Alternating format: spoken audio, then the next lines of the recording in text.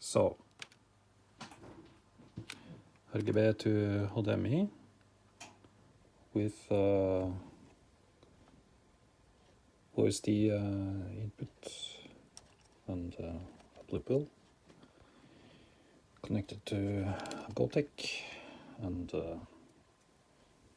yeah, the USB is inserted there amongst with other controls and such. But yeah, let's see how this works.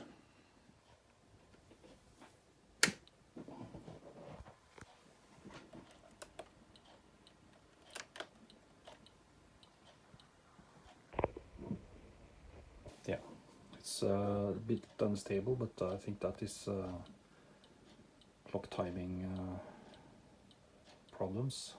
I think it's acceptable. Have you guys always been just like that? Of course I have to move my fingers a bit. I can skip with the keyboard. So,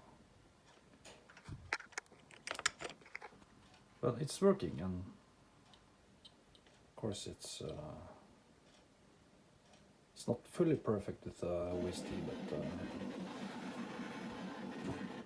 but it's acceptable. So